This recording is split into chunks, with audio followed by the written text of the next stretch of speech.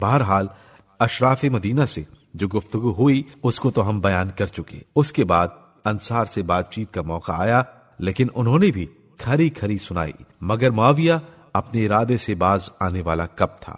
اس نے بیعت یزید کے سلسلے میں مختلف اشراف مدینہ سے ملاقاتیں شروع کر دیں اور ساتھ ہی مسجد رسول میں تمام لوگوں کو جمع کر کے بڑے شد و مد سے یہ خطبہ پڑھا: لوگو، میں نہیں جانتا کہ اس زمانے میں خلافت و امارت کے لیے کوئی شخص میرے بیٹے یزید سے زیادہ لائق اور زیبا ہے، کیونکہ اس میں ایسے فضائل موجود ہیں جو دوسروں میں نہیں پائے جاتے ہیں۔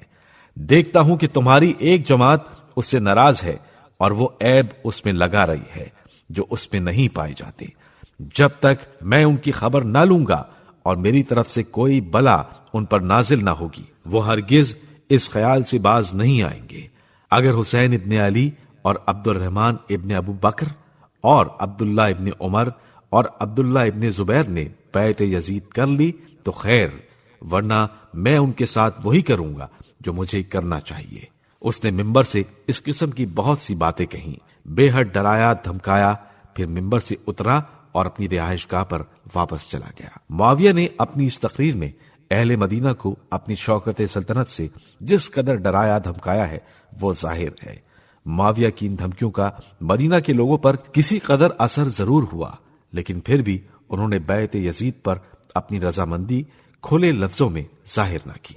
مدینے میں امام حسین علیہ السلام اور عبد الرحمن ابن ابی بکر وغیرہ کے علاوہ کچھ اور با اثر افراد بھی تھے۔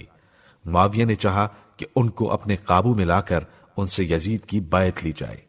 اس نے سب سے پہلے عبداللہ ابن عباس کو، جو قبیلہ بنی ہاشم میں کسی قدر با اثر تھی، تنہائی میں بلا کر بات چیت شروع کی، جس کو صاحب روضۃ الصفا نے اس طرح بیان کیا ہے کہ جب عبداللہ ابن عباس آئے تو معاویہ نے ان کی بڑی تعظیم کی اور کہا: ہم نے بنی ہاشم سے اپنے تعلقات کو قائم رکھا ہے، کیونکہ ہم سب پسران عبد مناف ہیں۔ ہم نے ایک ہی چھاتی سے دودھ پیا ہے، ایک ہی چمن میں نشونما پائی ہے، ہمیشہ ایک دوسرے کے ساتھ رہے ہیں۔ اگر ہمارے دلوں میں کدورت پیدا ہوتی ہے تو محض ملکی معاملات کی وجہ سے۔ اس سے پہلے جب حکومت کا تعلق قبیلہ تیم و عدی سے تھا، ہم سب اس پر راضی تھے، کسی قسم کی مخالفت کا تم نے اظہار نہ کیا۔ جب عثمان قتل کیے گئے تب بھی کوئی تغیر تم میں پیدا نہ ہوا۔ اس کے بعد بہت سے جھگڑے قصے ہو کر سلطنت میری طرف آئی، میں نے تمہارے معاملے میں کوئی کوتاہی نہیں کی، تمہارے مراتب بڑھانے میں پوری کوشش سے کام لیا، بخششوں کے دروازے تم پر کھولے، تمہیں مال و دولت سے بہرہ مند کیا، لیکن باوجود اس کے میں تمہاری طرف سے دوستی اور موافقت کو نہیں دیکھتا، بلکہ الٹی مخالفت نظر آ رہی ہے، خاص کر حسین ابن علی کی طرف سے۔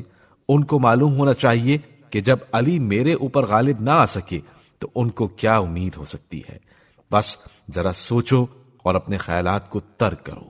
اگر تمہارا خیال یہ ہے کہ علی اور حسن کی طرح اپنے میں کسی اور کو بھی رکھتے ہو تو یہ تمہارا گمان غلط ہے۔ عبداللہ ابن عباس نے کہا: اے معاویہ، تیرا یہ کہنا صحیح نہیں ہے کہ ہم میں حضرت علی علیہ السلام اور امام حسن علیہ السلام جیسی کوئی اور ہستی نہیں، کیونکہ امام حسین علیہ السلام ابھی زندہ ہیں، وہ اپنے باپ کے سچے جانشین ہیں۔ بہتر یہی ہے کہ تو ان کو کسی طرح کی اذیت نہ پہنچائے، ورنہ دنیا تجھے ملامت کرے گی، کیونکہ آج دنیا میں ان کے سوا کوئی اور رسول خدا صلی اللہ علیہ وآلہ وسلم کا نواسہ نہیں۔